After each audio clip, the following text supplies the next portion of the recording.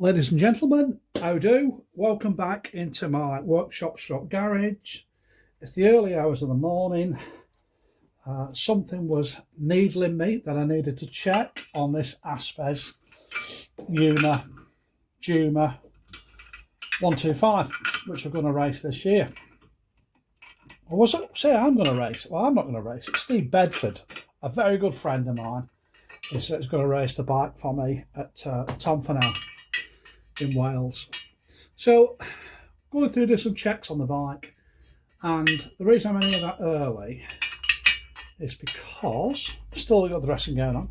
It's because I wanted to get on with doing the bike for one, but the other one was I wanted to check the squish clearance of the engine.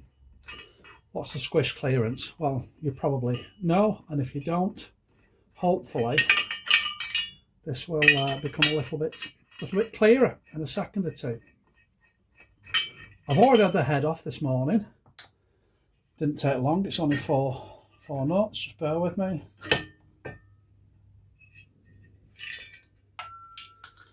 Right, what's the squish clearance? When the piston's at top dead centre, the squish clearance is the gap between this outer edge of the piston and the squish band here. Okay, this area here. So it needs to be within a certain range. How do we get to know what that is? Well, have a look over here. You might not see it too well. So that's the piston. So what I've done is I've got some brake grease. Doesn't matter what grease it is, just don't use copper grease. Put 4 dabs around, and I have some soft solder. Cut that into little strips, put it around the piston at 4 points, go above the gudgeon pin, which is side to side here, and then fore and aft over your exhaust and your intake. And that's to eliminate any false information or piston rock or incorrectly machined components on the engine. I like to put 4 in. Some people only put 2 in. Do what you feel's great. You do this while the piston's part way down. Then rotate the piston with a spanner. Don't use a kickstart. It's just too fast, too violent. Put a spanner on one end of your engine where the ignition side is. Rotate it. Take the engine apart again, and get my trusty micrometer out and check the thickness of your soft solder. Now, on this engine, I've already done it. The solder is 1.3 millimeters in thickness. I've rotated the engine.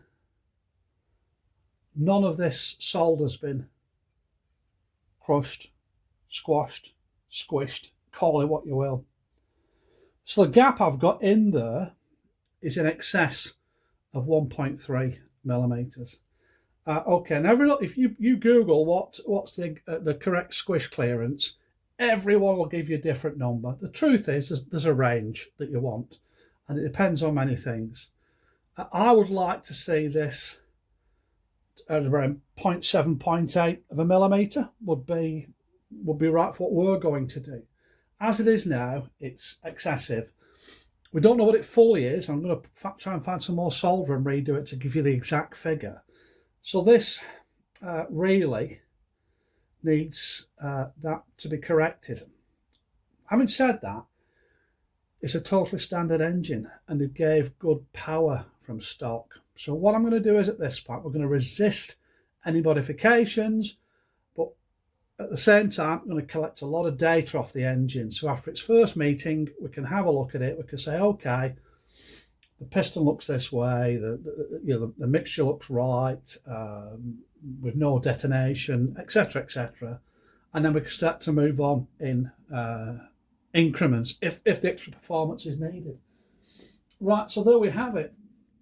As it stands, looks like a new piston, might just be polished. The combustion chamber is really clean. which is good, so no detonation marks. The bike is a low mileage bike, which would make me believe that's true because of when I'm looking around the engine, what's going on. Okay, so not much more to do yet. I'll put another video up when we know what the clearance is. Like I say, I'm going to take the top end off, strip and clean the carburetor. We'll just make sure everything's good inside there, and we'll take the bike out in its standard spec, and we'll decide then what do we need to do. Do we need to get a bit more performance? Are we going to leave it and retain reliability? Because you can't have both. You can, but not for long. So let's see where it takes us. Yeah, okay, so that's that done. Squish clearance checked. Really easy to do. Way too big a gap at this point on this engine. I will find out exactly what it is, not cut myself. It's rubber grease. And I'm going to leave you at that. So, guys and girls, have a great day. Be lucky. Catch you later.